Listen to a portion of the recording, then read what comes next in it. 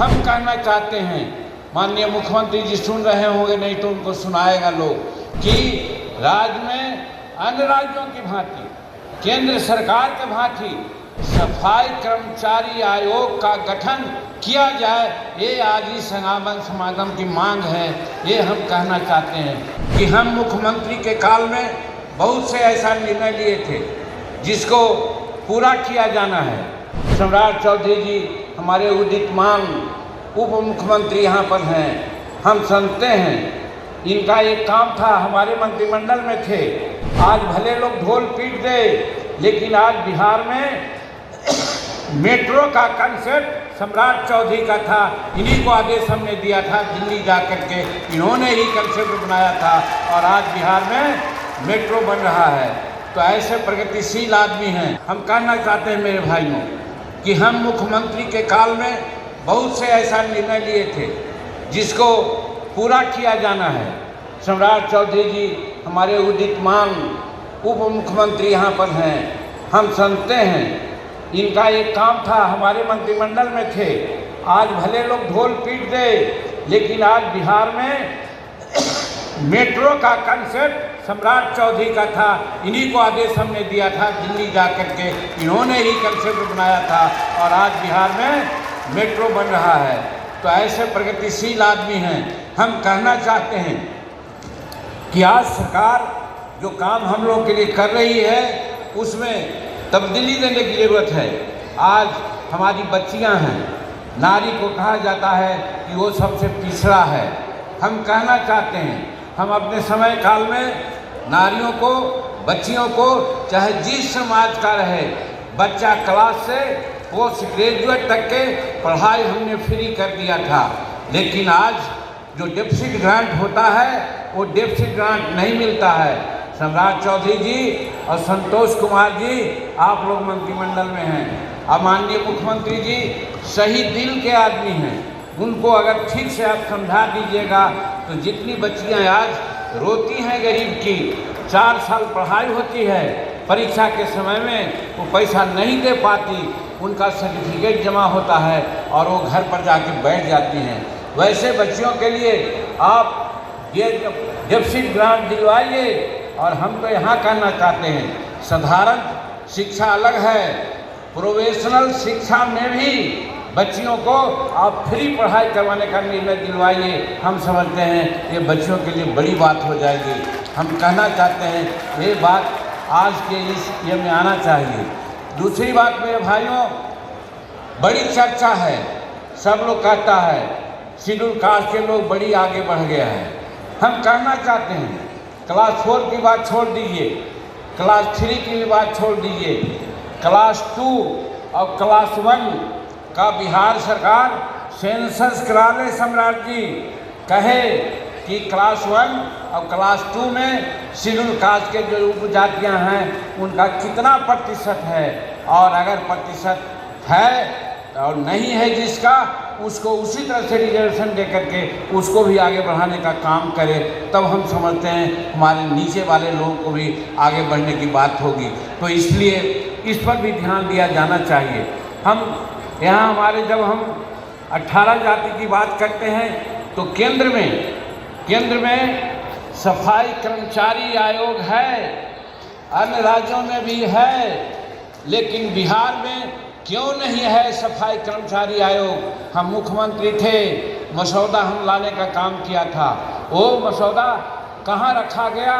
हम कहना चाहते हैं, माननीय मुख्यमंत्री जी सुन रहे होंगे, नहीं तो उनको सुनाएगा लोग, कि राज्य में अन्य राज्यों की भांति, केंद्र सरकार के भांति सफाई कर्मचारी आयोग का गठन किया जाए।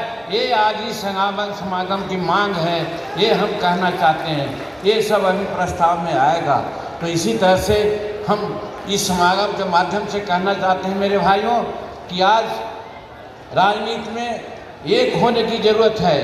अगर एक नहीं होइएगा तो अभी 78 वर्ष में, जैसा पहले मैंने कहा कि हम लोग कटोरा लेकर के घूम रहे हैं, आगे भी घूमते रहिएगा। इसलिए 2025 के चुनाव में एक हो करके निर्णय लेने की ज़रूरत है। एक कौन पार्टी ज़्यादा नेतृत्व दे सकता है, कौन लोग आगे बढ़ा हुआ है, जिसको सहयोग देने से दूसरे लोगों को हम समानांतर जा सकते हैं, अपना हक ले सकते हैं, वैसे लोगों के पक्ष में एक होकर के हमारा दलित समाज और शेड्यूल ट्राइब समाज एक होकर के मतदान करेगा तो आगे आने वाले दिन में कोई भी प्रस्ताव हम बिहार सरकार से पास करा लेंगे। इसलिए इस समागम की आवश्यकता हुई है, इसलिए हम लोग यहाँ पर आए हैं। इसलिए यहाँ से आप जाइए तो उद्देश्य लेकर के जाइए कि हम कैसे एक होकर के अपना काम करें, ये सारी बात है। इसके अलावे बहुत सारी बातें हैं मेरे भाइयों। हम समझते हैं कि जैसे हमारे भूमिहीन लोग हैं, भूमिहीन में जब हम मुख्यमंत्री थे तो 5 डिसमिल ज़मीन देने का हमने कैबिनेट में पारित कराया है। आज भी वो है। दोनों मंत्री आप लोग यहाँ पर हैं, माननीय मुख्यमंत्री से भी कहना चाहते हैं कि बिहार में 5 डिसमिल ज़मीन बास्केट ज़मीन का पर्चा नहीं मिल रही है। 1-2 जगह मिल रही है, बाकी जगह 3 डिसमिल लोग अपनाता है। क्यों? हम आज मांग करना चाहते हैं इस समागम के माध्यम से कि आप 5 डिसमिल ज़मीन हमारे शेड्यूल कास्ट के लोगों को आप दीजिए, बाकी ज़मीन का पर्चा दीजिए। और बिहार सरकार उस तर्ज पर जैसे केंद्र सरकार और दूसरे राज्य के लोग बनाता है मकान, उस प्रकार का मकान बना के दीजिए। यहाँ मकान बनाने की जो तरीका है बहुत गलत तरीका है। 1 कोठी बना देते हैं, 2 कोठी बना देते हैं, उससे काम नहीं चलता है। आप 2-3 कोठी बरामदा के साथ किचन दीजिए। उनके कंधों पर ये जिम्मेदारी आई है कि आप समझिए, अब बाबा साहब जो कह के गए हैं उसको समझ करके आप अमली जमा पहनाइए। और जब अमली जमा पहनाइएगा तो सत्ता आपके हाथ में होगी। और आज कहते हैं हमको इंदिरा आवास दे दो, आज कहते हैं हमको 5 डिसमिल ज़मीन दे दो, आप कहते हैं हमारे बच्चों को पढ़ा दो। ये कहने की ज़रूरत नहीं है, आप खुद करने लायक हैं, बशर्ते कि आपकी 30% की जो आबादी है वो एक हो करके राजनीति की इच्छा व्यक्त करे। वो ऐसा नहीं कर पाए हैं, तो इसलिए आज ये समागम है। यही लिए हम लोग आप लोगों को यहाँ बुलाने का कष्ट किया है कि आप लोग आए। और 2025 में चुनाव होने वाला है। 2025 में हम लोग सम्मिलित निर्णय लें और अपने मन की सरकार को बनावें जो आपका काम कर सके।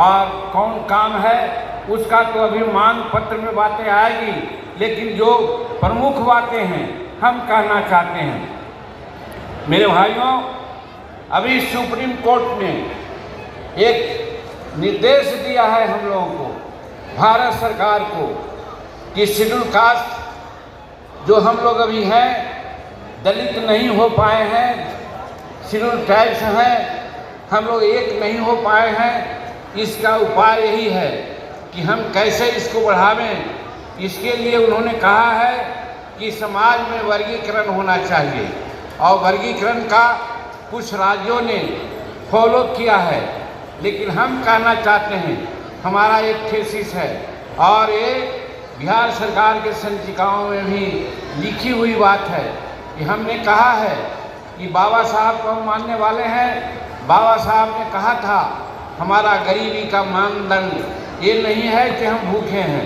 हमारे गरीबी का मानदंड ये है कि हम अंगूठा छाप हैं, हम पढ़े लिखे लोग नहीं हैं।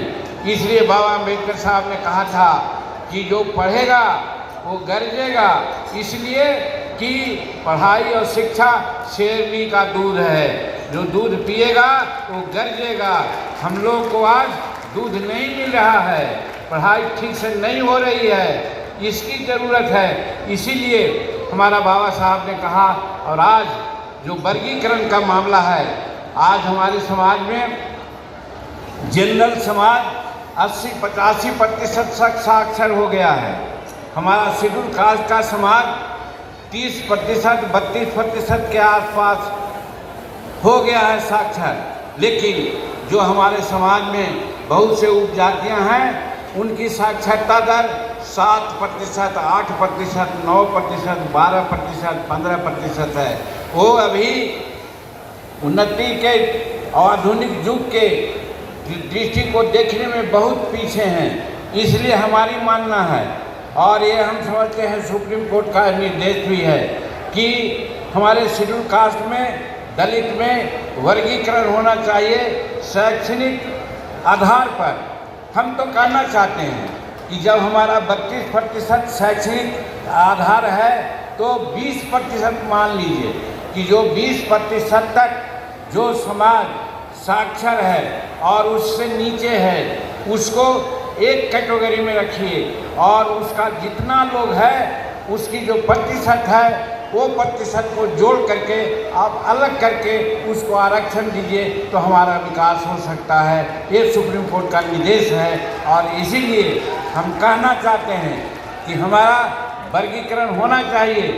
आप जानते हैं हम सेंट्रल मिनिस्टर हैं, सेंट्रल कैबिनेट में ये बात आई थी, हमने प्रधानमंत्री के सामने भी ये बात की चर्चा की थी कि हमारे बहुत लोग ऐसे हैं जो कम हैं, बहुत लोग ऐसे हैं जो पढ़े लिखे नहीं हैं। आखिर 78 साल आज़ादी के हो गए तो कब ये आगे बढ़ेंगे। इसलिए महोदय वर्गीकरण तो कीजिए ही, और वर्गीकरण का आधार आप शैक्षणिक आधार बनाइए, जो 20% या उससे नीचे जिसकी साक्षरता दर है, जिस समाज का है, सबको एक कैटेगरी में रख करके उसकी जनसंख्या के आलोक में आप आरक्षण दीजिए, हम आगे बढ़ जाएंगे। और 20% से ऊपर जिनकी साक्षरता दर है उनकी जनसंख्या के आलोक में उनको आप आरक्षण दे दीजिए, वो भी आगे बढ़ेंगे। हम दोनों के हिमायती हैं। तो आज हम लोग यही संकल्प लेने के लिए आए हैं कि समाज में, हमारे शेड्यूल कास्ट में वर्गीकरण होना चाहिए। और उपस्थित घंटों से हम लोग की बात सुनने के लिए आए हुए नौजवान साथियों, बच्चों, महिलाओं और अल्पसमागत सज्जन, एक बात हम अभी कहना चाहते हैं। आप लोग बिहार के कोने कोने से अपना समय बर्बाद करके हम लोगों के सुनने के लिए आए हैं। थोड़ा धैर्य आप लोग रखते, ये थोड़ा अच्छा नहीं लग रहा है। बाहर के लोग आएंगे, हमारी एकता के लिए हम आए हैं, हम एकता प्रदर्शित करने के लिए आए हैं। अगर आप जा रहे हैं तो हम समझते हैं कि लोग के दिल में यही आएगा कि लोग भाड़े पर आए हैं और चले गए हैं। इसलिए हम आह्वान करते हैं कि आप समागम में आए हैं, दलित समागम में आए हैं, तो सबों की बात सुन कर के जाइए, और सुनिए ही नहीं, उसको अमल कीजिए, ताकि आगे आने वाला राजनीति में आपको फायदा हो। आज दलितों की समस्या अनेक है, सब कोई जानते हैं। आप कटोरा लेकर के घूमते हैं, लेकिन आज दलित की बात कहने के लिए, सुनने और सुनाने के लिए आए हैं तो आप जल्दीबाजी कर रहे हैं। ये अच्छी बात नहीं है। इसलिए जाने वाले सभी भाइयों को कहना चाहते हैं, हम लोग 5 बजे तक नहीं रखने जा रहे हैं, 3 बजे तक नहीं रखने जा रहे हैं, मात्र आधा घंटा, पौन घंटा में आप लोगों को छोड़ेंगे। इसलिए जो जहां हैं, काफ़ी संख्या में आए हैं, कहने की कोई ज़रूरत नहीं है, लेकिन एक साथ आप नहीं दिख रहे हैं, ये हमारे समागम में थोड़ा सा खलल लगता है, ऐसा हमको लगता है। इसलिए अभी भी अनुरोध है कि जो जहां हैं आप लोग आइए, और हम लोगों की बात, और सबसे बड़ी बात है, अभी हम प्रस्ताव पास करने वाले हैं। क्या प्रस्ताव पास करने वाले हैं? आप गांव घर में जाइएगा तो लोगों को सुनाइए, और उसके आधार पर राजनीतिक निर्णय लेने की जरूरत है। बाबा अम्बेडकर ने कहा था कि राजनीति एक चाबी है, अब विकास एक ताला है। यदि चाबी आप हाथ में नहीं लीजिएगा तो ताला नहीं खुलेगा।